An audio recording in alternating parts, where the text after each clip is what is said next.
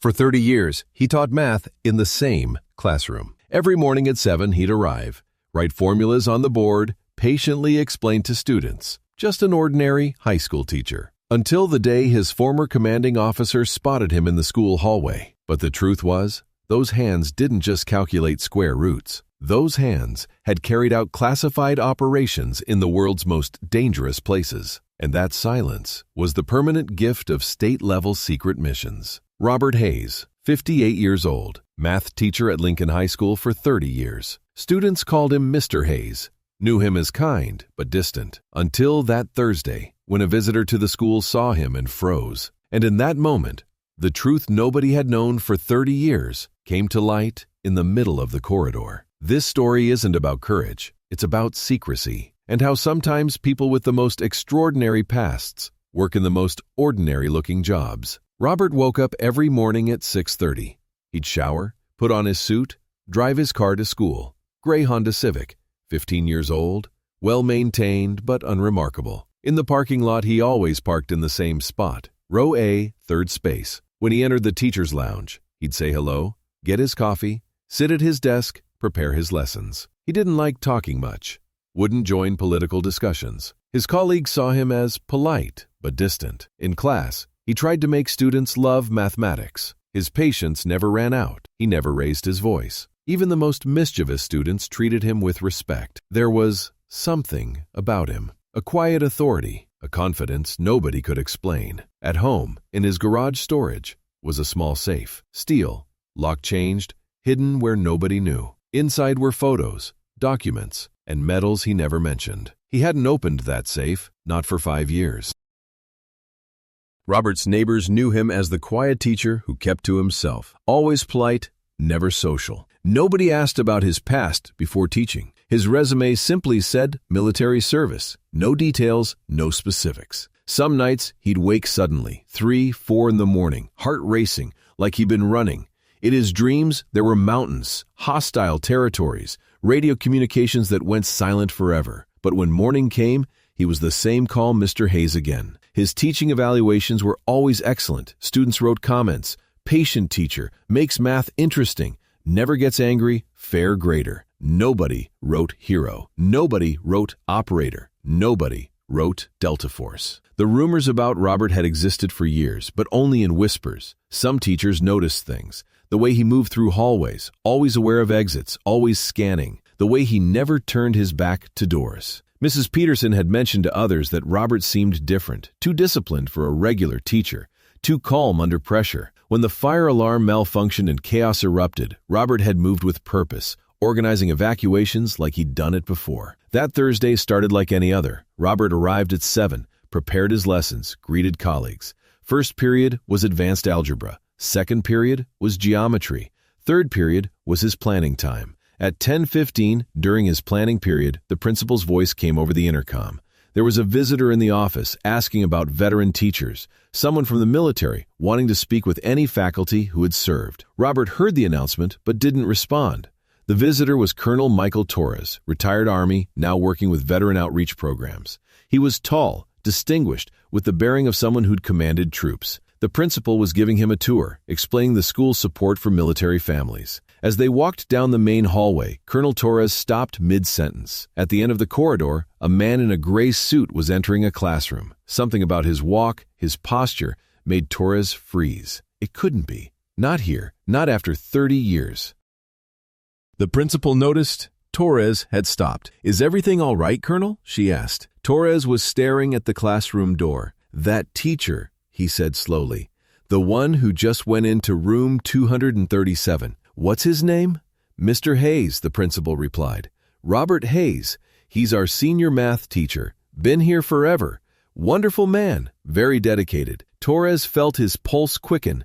Robert Hayes. It had to be him. But what was Ghost doing teaching high school math? During his Delta Force years, Robert Hayes had been known by his call sign, Ghost. He could move through hostile territory unseen, complete impossible missions, disappear without a trace. Torres had been his commanding officer for 3 years. Torres excused himself from the tour.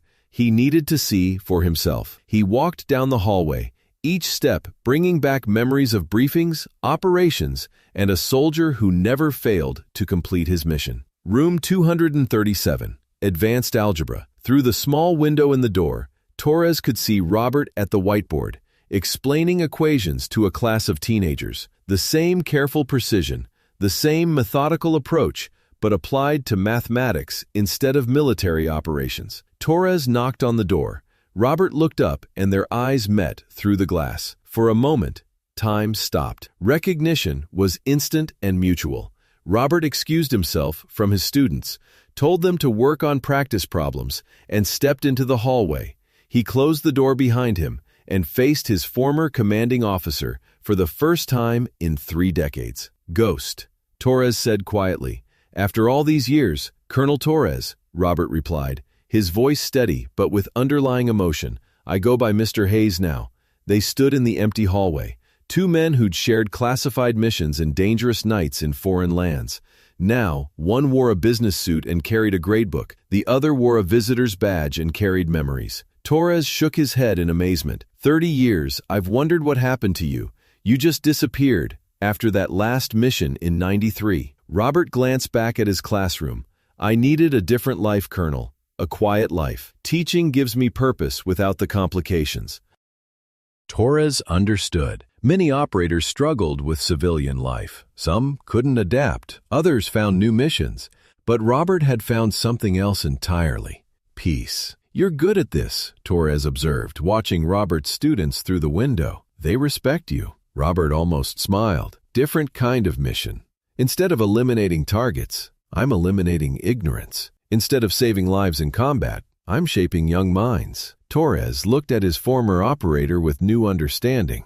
In Delta Force, Robert had been legendary. 15 classified operations, 0 failures, multiple commendations that would never be public. He'd saved countless lives and completed missions others couldn't attempt. And now he was Mr. Hayes, math teacher, helping teenagers understand algebra. "Does anyone know?" Torres asked. Robert shook his head. "Clean break. New identity, new life. I've been Robert Hayes, teacher, longer than I was ever ghost operator." Torres respected that choice. Many couldn't make the transition. Robert had not only made it, he'd thrived. But Torres had a question that had haunted him for years. "That last mission," Torres said carefully, "Operation Silent Thunder. What really happened in those mountains?" Robert's expression grew distant. The sounds of the school continued around them. Students in distant classrooms, teachers preparing lessons, the ordinary rhythm of education, so different from the world they'd once shared. "Some things should stay classified, Colonel," Robert finally said. "Even after 30 years, Torres nodded. He understood operational security, even in retirement, but he also understood the weight of carrying certain memories alone. The bell rang, signaling the end of the period. Robert's students began gathering their books, preparing for their next class. He needed to dismiss them and prepare for his next group. "I should go," Robert said. "4th period, geometry starts in 5 minutes.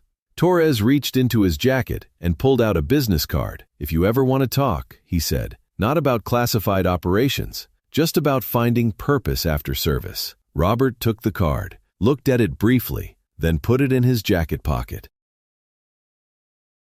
Robert was quiet for a long moment. The sounds of the school continued around them. Students in distant classrooms, teachers preparing lessons, the ordinary rhythm of education, so different from the world they'd once shared. "Some things should stay classified, Colonel," Robert finally said. "Even after 30 years, Torres nodded. He understood operational security, even in retirement, but he also understood the weight of carrying certain memories alone. The bell rang, signaling the end of the period. Robert's students began gathering their books, preparing for their next class. He needed to dismiss them and prepare for his next group. "I should go," Robert said. 4th period, geometry starts in 5 minutes. Torres reached into his jacket and pulled out a business card. "If you ever want to talk," he said, "not about classified operations, just about the transition, about finding purpose after service." Robert took the card, looked at it briefly, then put it in his jacket pocket. "Thank you, Colonel, but I found my purpose already." Torres watched as Robert returned to his classroom, seamlessly shifting back into teacher mode. The same man who'd once completed impossible missions in hostile territories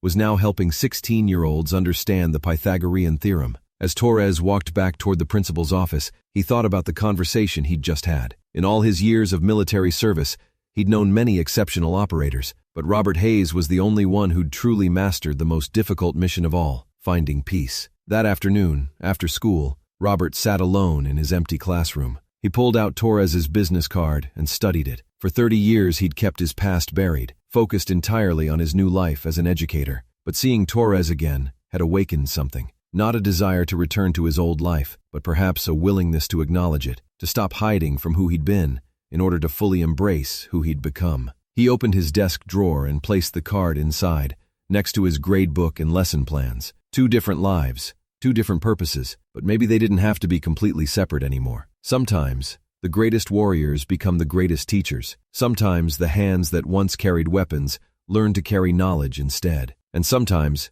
the most classified operations happen not in foreign mountains, but in American classrooms, one student at a time. Robert Hayes still teaches math at Lincoln High School. His students still don't know about his past, but now, he's no longer running from it. He's transformed it into something that serves the future instead of haunting it.